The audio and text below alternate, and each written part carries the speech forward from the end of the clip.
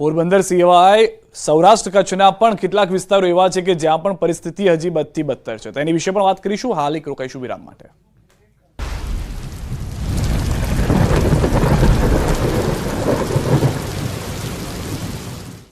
હવે તો આ સંજોગનગર વિસ્તારના દ્રશ્યો છે જ્યાં પાસે હમીરસરના ઓગણનું પાણી છે તે ફરી વળ્યું છે. લોકોને ભારે હાલાકીનો સામનો કરવો પડી રહ્યો છે. હાલ માર્ગ છે તે બંધ છે.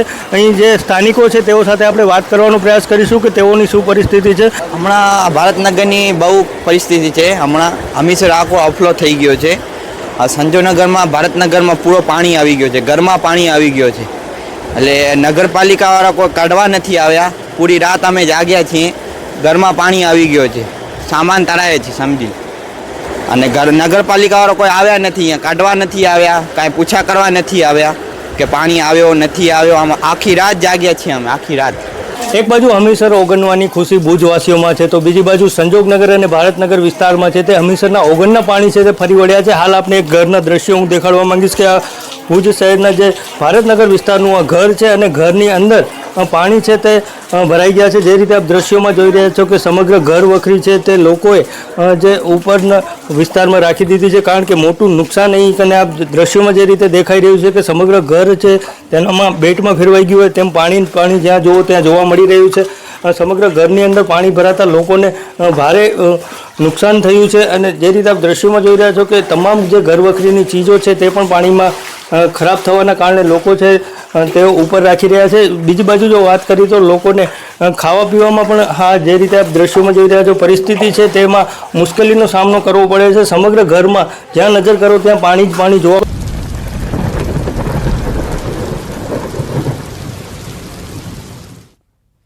તો પોરબંદર શહેરમાં ભાદર સહિતના ડેમોના પાણી ફરી વળતા મેલપરા વિસ્તારમાં છેલ્લા 3 દિવસથી લોકોના ઘરોમાં પાણી ભરાયા છે. આજે પાણી ઓસર્યું છે. લોકોએ પણ રાહતનો શ્વાસ લીધો છે. ઉપરવાસના ડેમના પાણી છોડાતા ઠેર ઠેર તારાજી સર્જાય છે. મેલપરા વિસ્તારમાં રહેતા નિલેશ વારાએ જણાવ્યું કે છેલ્લા 17 વર્ષથી અમે અહીં રહ્યા છીએ પરંતુ આટલું પાણી ક્યારે આવ્યું નથી. કેટરિંગનું કામ કરતા પરિવારની સાધન સામગ્રી, ફર્નિચર, બેડ, સોફા સહિત પાણીમાં પલળી ગયું છે.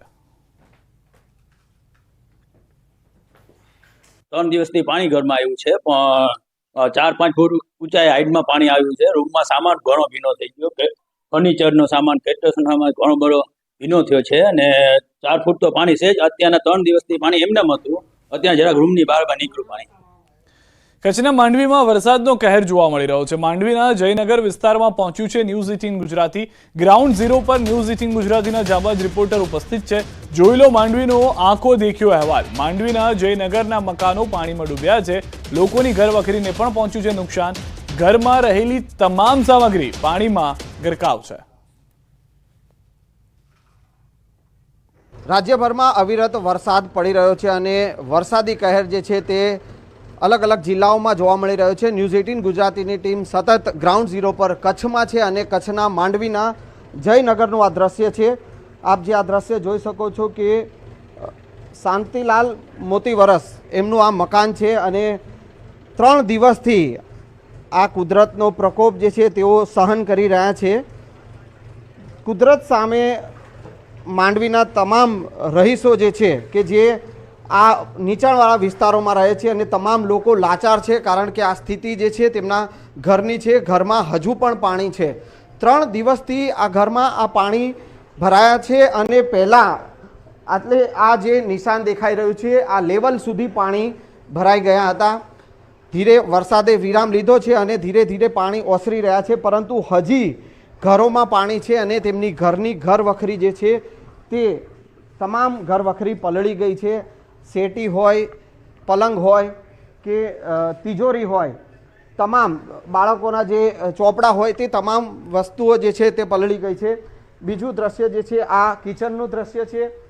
કિચનમાં પણ પાણી ઘૂસી ગયા હતા અને સાથે સાથે અહીંયા તેઓએ અનાજ રાખ્યું હતું એ અનાજ પણ પલળી ગયું છે. એટલે આ સ્થિતિનો જે છે સામનો આ લોકો જે છે જયનગરના રહીશો કરી રહ્યા છે. શાંતિલાલભાઈ જે છે તેઓ આપણી સાથે છે ને તેઓ પાસેથી જાણીશું. શાંતિલાલભાઈ, આ કેટલા દિવસથી આ પાણી આવવાના શરૂ થયા અને પાણી ભરાયા, હજુ પણ પાણી ઓસર્યા નથી? 27 તારીખથી પાણી કન્ટિન્યુ ચાલુ છે અને ધીમે ધીમે અમારું લેવલ ઊંચું આવતું છે અને અમે થોડું ઘણું જમવા પૂરતું ઉપર લઈ લીધું છે. બાકીનું અમારે ઉપર એટલું 2 માણસથી ઉપાડ્યું છે, બાકી નીચે બધું રહી ગયું છે. અને કપડાં છે, રાશન પાણી છે, જે અનાજની કંઈ મરી મસાલા છે એ બધાય, અને મોટરો પલળી ગઈ છે. અને બાકી બહારથી હતું એ ગેસનો બોટલ તણાઈ ગયો છે, એક ઘરમાં રાખી દીધો છે ને એક ગેસની બોટલ તણાઈ ગઈ છે. ઘરમાં માત્ર તમે અને તમારા પત્ની બંને જ રહો છો અહીંયા, કે બીજા તમારા બાળકો સંતાનો કોઈ? મારા છોકરા આવ્યા હતા મુંદ્રાથી અને એ આજે આવેલા ગયા. અમે 4 જણા હતા, 2 અમે, 2 મારા છોકરા અને એની ઘરવાળી. તો મુંદ્રા શું જોબ કરે છે? મુંદ્રા જોબ કરે છે છોકરો, એટલે એને જવું જરૂરી હતું. માંડવીમાં ન્યૂઝ 18 ગુજરાતીની ટીમ ગ્રાઉન્ડ ઝીરો પર છે અને જે પ્રકારની સ્થિતિ, વરસાદનો કહેર છે, કુદરતનો કહેર છે અને કુદરતના કહેર આગળ લોકો લાચાર છે. ન્યૂઝ 18ની ટીમ અત્યારે જયનગરમાં છે અને જયનગરમાં આપ જોઈ શકો છો કે ઘરોમાં હજુ પણ પાણી યથાવત છે. ઘરની ઘરવખરી જે છે 3 દિવસથી પલળી ગઈ છે. આ પરિવાર જે છે તે હવે કુદરતના પ્રકોપ સામે લાચાર બન્યો છે, કારણ કે તમામ ચીજવસ્તુઓ જે છે જે તેઓએ મહા મહેનતે વસાવી હતી અને એ વસ્તુઓ પલળી ગઈ છે. અને મુશ્કેલી જે છે તે 3 દિવસથી આ પ્રકારની મુશ્કેલી વેઠી રહ્યા છે, કારણ કે સતત 3 દિવસથી જે પ્રકારનો વરસાદ વરસી રહ્યો છે અને ધસમસતા પાણીનો જે પ્રવાહ જે છે તે જયનગરના રહીશોના ઘરોમાં ઘૂસી ગયા હતા. કેડસમાં પાણી ઘૂસી ગયા હતા અને ઘરોમાં તમામ ઘરો જે છે તે પાણીમાં ગરકાવ થઈ ગયા હતા અને તેના કારણે તેઓની તમામ ચીજ વસ્તુઓ જે છે તે પલળીને જે છે તે બગડી ગઈ છે. હાલ આપ જે આ દ્રશ્ય જોઈ શકો છો કે આ જે ચોખા, તેઓએ જે તેમનું અનાજ જે છે તે પણ પલળી ગયું છે.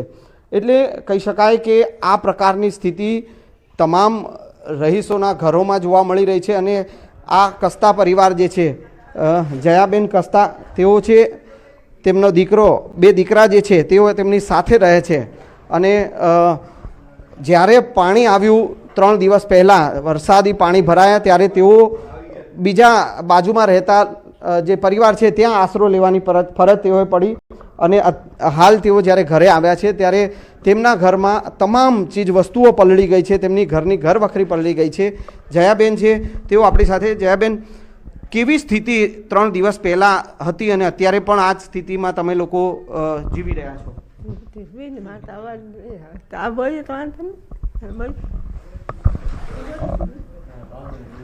તો આ જયાબેન છે અને જયાબેન પાસેથી જાણીશું. હા, શું કેવી તકલીફ વેઠી રહ્યા છો આ 3 દિવસ?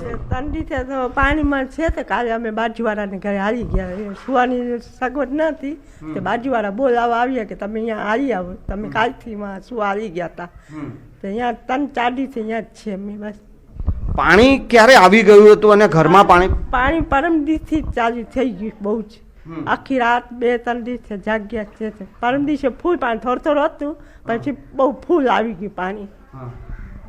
શું ઘરમાં શું શું વસ્તુઓ હતી જે બધી પલળી ગઈ છે? કઈ કઈ વસ્તુઓ પલળી ગઈ? વસ્તુ તો બધી આ જ હતી, અનાજ પાણી બધી પાણીમાં પલળી ગયા છે બધે. વાવાઝોડાને લઈને અત્યાર સુધીના સૌથી મોટા સમાચાર. નલિયાથી 100 કિલોમીટર દૂર સર્જાયું વાવાઝોડું. 36 કલાક સુધી યથાવત રહેશે વાવાઝોડું. 36 કલાક બાદ ફરી ડીપ ડિપ્રેશન બનશે. દર કલાકે 6 કિલોમીટરની ઝડપથી આગળ વધી રહ્યું છે વાવાઝોડું. હાલ વાવાઝોડાની ગતિ પશ્ચિમ ઉત્તર પશ્ચિમ તરફની છે. 90 કિલોમીટરની ઝડપથી ફૂંકાઈ શકે છે પવન. 133 વર્ષમાં ઓગસ્ટમાં સર્જાયેલું 4થું વાવાઝોડું. હજુ દરિયા કિનારે 65 કિલોમીટર પ્રતિ કલાકની ઝડપે રહી શકે છે પવન. તો આસપાસના વિસ્તારોમાં પણ અસર જતી જોવા મળશે. જે થોડા સમય પહેલા અંબાલાલ પટેલ તરફથી પણ કહેવામાં આવ્યું કે તેનો જે ઘેરાવો છે તે 500 કિલોમીટરનો છે, જેના કારણે આસપાસના વિસ્તારોમાં 80 કિલોમીટર સુધી પણ પવન પ્રતિ કલાકની ઝડપથી ફૂંકાતો હોય તેવી પરિસ્થિતિનું નિર્માણ થઈ શકે છે. અહીંયા પણ જે જાણકારી મળી રહી છે તે પ્રમાણે હવે વાવાઝોડું સર્જાઈ ચૂક્યું છે. નલિયાથી 100 કિલોમીટર દૂર વાવાઝોડું સર્જાયુંની જાણકારી છે.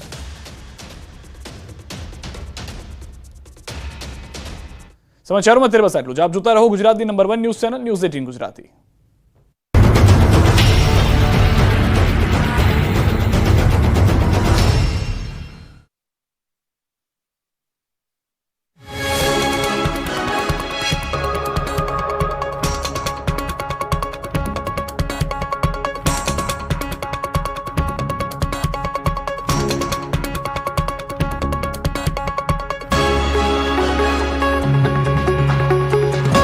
વસ્તી જે ભારતનગરના લોકો છે તેને હાલાકીનો સામનો હાલ મોટા પ્રમાણમાં કરવાનો વારો આવ્યો છે.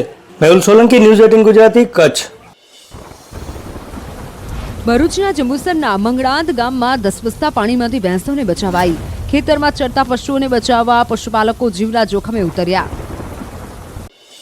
મોરબીના ટંકારામાં પાણીના પ્રચંડ પ્રવાહમાં તણાયો શ્રમિક. અમરાપર રોડ પરથી પસાર થતા સમયે બની ઘટના. ભારે જહેમત બાદ યુવક પાણીના પ્રવાહને મહાત આપી બહાર નીકળ્યો.